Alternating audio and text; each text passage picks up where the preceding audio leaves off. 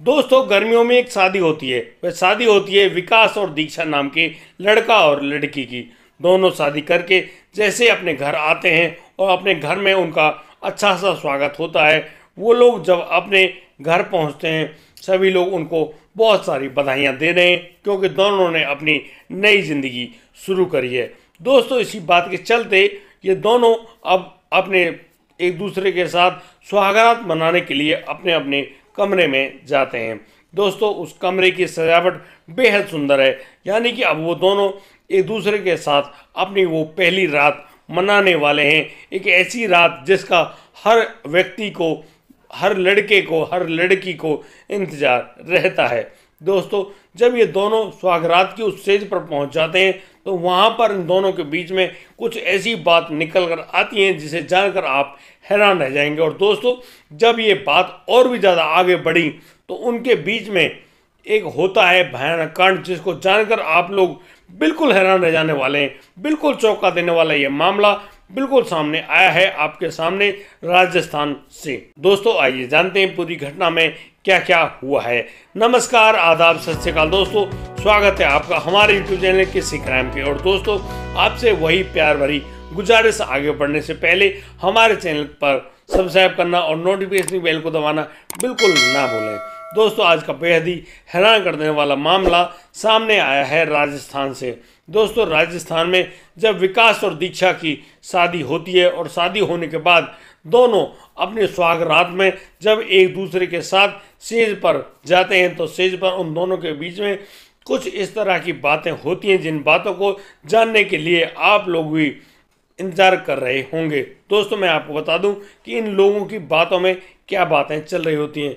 दोस्तों यहाँ पर विकास अपनी पत्नी दीक्षा को बताता है कि उसकी एक ऑलरेडी गर्लफ्रेंड है, यानी कि वह उस ऐसी गर्लफ्रेंड से प्यार करता है जिसको वह कभी भी नहीं भुला पाएगा। वह उसके साथ ही जीना चाहता है, यानी कि अब वह अपनी उस गर्लफ्रेंड के साथ ही अपनी ज़िंदगी की रात, पहली रात जो कि वह मना चुका है, उसी के साथ जीना चाहता है। दोस्तों जब इन सभी बातों को सुनती है दीक्षा तो वह भी मन ही मन बहुत ज़्यादा प्रसन्न होती है। आप लोग भी सोच रहे होंगे आखिर वह क्यों हंस रही है। अब दीक्षा जब बोलना शुरू करती है तो दीक्षा भी बताती है कि कोई दिक्कत नहीं है विकास, जिस प्रकार से तुम हो उसी प्रकार से मैं भी हूँ, यानी कि मेरा भी एक बॉयफ्रेंड है और मैं अपने बॉयफ्रेंड को कभी भी नहीं छोड़ना चाहती। यानी कि हम दोनों समाज की नज़र में तो पति पत्नी के रूप में रहेंगे, लेकिन मैं अपने प्रेमी से ही प्यार करती हूँ और उनके साथ ही सुहागरात मना चुकी हूँ। यानी कि दोनों एक ही तरह के होते हैं और उनके विवाहोत्तर संबंध बन गए होते हैं।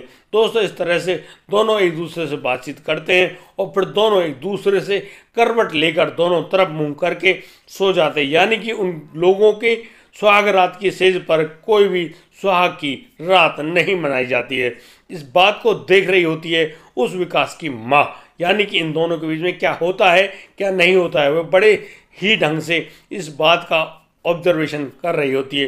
पता चलता है कि यहाँ दीक्षा और विकास के बीच में कोई भी संबंध नहीं बने हैं।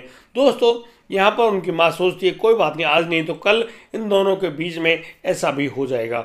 लेकिन अब यहाँ तो होना ही कुछ और था, यानी कि अब विकास अपनी गर्लफ्रेंड के साथ घूमता और दीक्षा अपने ससुराल में ही, अपने घर में ही अपने प्रेमी को बुला लिया करती और फिर उनके साथ शारीरिक संबंध बनाया करती। यानी कि विकास अपनी गर्लफ्रेंड के साथ शारीरिक संबंध बनाता है और दीक्षा अपने बॉयफ्रेंड के साथ शारीरिक संबंध बनाती है। इन सारे मामलों को देखते हुए बहुत ही ज़्यादा परेशान, हैरान होती है विकास की माँ।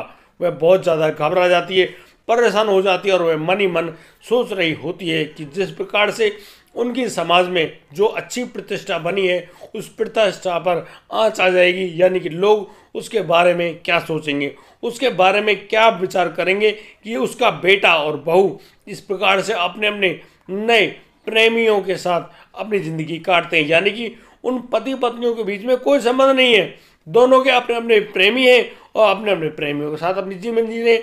इन बातों को सोच कर वह माँ बहुत ज़्यादा हैरान होती है, परेशान होती है। एक दिन के बाद वह विकास की माँ अपने भाई के पास फ़ोन करती है और अपने भाई को बुलाती है अपने घर। और फिर रात को जब विकास और दीक्षा अलग अपने कमरे में सो रहे होते हैं, तो यहाँ विकास की माँ अपने भाई के साथ कुछ इस प्रकार की बातें करती है और उनको बताती है कि किस प्रकार से इन दोनों ने हमारी नाक कटवा कर रख दी है, यानी कि हम समाज में किसी को मुंह दिखाने के लायक नहीं रहे हैं। बहुत ही ज़्यादा परेशान हैरान होती है वह माँ जिसके बच्चे इस प्रकार का बुरा काम कर रहे हैं। दोस्तों, अब यहाँ पर जैसे कि विकास की माँ का भाई यानी कि विकास का मामा इस पूरे मामले को जानता है, वह अपनी बहन को बताता है कि बहन, यहाँ पर तो सिर्फ एक ही कदम उठाना बाकी बचा है, वह कदम है इन दोनों को अब इस दुनिया से विदा कर देना चाहिए। दोस्तों, इस पूरी बात को अब विकास की माँ ढंग से सुनती है और फिर अपने भाई की इन बातों पर मोहर लगाते हुए कहती है कि हाँ भाई, यदि समाज में हमें किसी को मुंह दिखाने के लायक बचा रहना है तो हमको मजबूरी में यह काम करना ही पड़ेगा। दोस्तों, अब इन बातों पर निर्णय लेते हुए वो भाई बहन यानी कि विकास की माँ और मामा अब आगे अपनी साजिश पर आगे बढ़ते हैं। और दोस्तों, यहाँ पर विकास की माँ का जो भाई है वह अपनी गाड़ी बुलवाता है। दोस्तों, यहाँ उनकी इस साजिश में उस गाड़ी का ड्राइवर यानी कि चमन खान भी साथ में होता है। दोस्तों, अब ये लोग उन विकास और दीक्षा को आगरा ले जाने की तैयारी में जुट जाते हैं। दोनों को जब आगरा ले जाया जाता है तो वहाँ पर विकास की सजग स्थिति के अनुसार यानी कि दोनों का वहाँ पर यह प्लान यानी कि यह साजिश फेल हो जाती है। दोस्तों, उसके बाद जब इनको वापस लाया जाता है, अब ये लोग एक अलग दूसरे पर्यटन स्थल पर जाने की कहते हैं। दोस्तों, यहाँ पर विकास का मामा और उसकी गाड़ी और चमन खान ये सब लोग गाड़ी में सवार होकर और फिर उस पर्यटन स्थल की ओर जाते हैं। दोस्तों, वहाँ जाने पर अब विकास का मामा दीक्षा और विकास को एक कोल्ड ड्रिंक पिलाता है। जब उन दोनों को वह कोल्ड ड्रिंक पिलाई जाती है तो दोनों नशे में हो जाते हैं। और दोस्तों, अब इसी नशे के चलते विकास का मामा विकास और उसकी पत्नी दीक्षा की हत्या कर देता है। दोस्तों, जिस प्रकार से उन दोनों को मौत के घाट उतार दिया गया है, अब उनके लाश को यानी उनकी बॉडी को, डेड बॉडी को वहीं पर ठिकाना लगाकर वहाँ से विकास का मामा और उनका ड्राइवर चमन खान घर आ जाते हैं और विकास की माँ को बताते हैं कि उन्होंने अपनी जो साजिश रची थी उसी साजिश के अंतर्गत दोनों को मौत के घाट उतार दिया है। इन बातों को सुनते हुए अब जो विकास की माँ है बहुत ही ज़्यादा प्रसन्न होती है और वह अब समाज में बस इस प्रकार की बातों के बारे में सुन रही होती है। दोस्तों, विकास की माँ को ऐसा लगता है कि अब उसकी जो इज्जत है वह समाज में बच गई है, लेकिन जब उन दोनों की डेड बॉडी पाई जाती है तब जाकर पूरे राजस्थान में एक हल्ला सा मच जाता है कि यहाँ पर नवयुवक और नवयुवती की लाश पाई गई हैं। आखिर ये लोग कौन हैं? उनकी काफ़ी ज़्यादा जांच पड़ताल किए जाने के बाद पता चलता है कि ये तो विकास और दीक्षा हैं, उनके शव हैं। दोस्तों, उनकी शनाख्त करने के बाद अब जो विकास की माँ है उन दोनों को पहचान लेती है और अब उनका अंतिम संस्कार कर दिया जाता है। लेकिन उनकी लाश वहाँ पर क्या कर रही थी, आखिर वो लोग वहाँ पर क्यों गए थे, इस सब पूरे मामले को जब पुलिस के पास पहुँचता है तो पुलिस अब एक अलग ही नए नज़रिए से इसकी छानबीन कर रही होती है।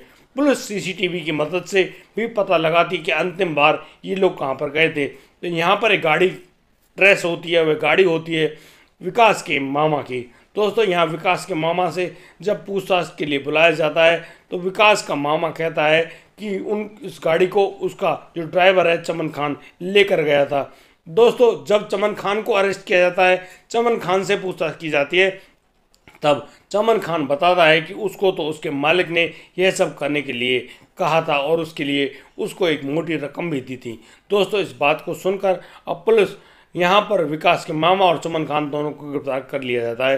दोनों से जब ठीक ढंग से पूछताछ की जाती है तो यहाँ पर एक और नाम सामने आता है, वह नाम होता है विकास की माँ का।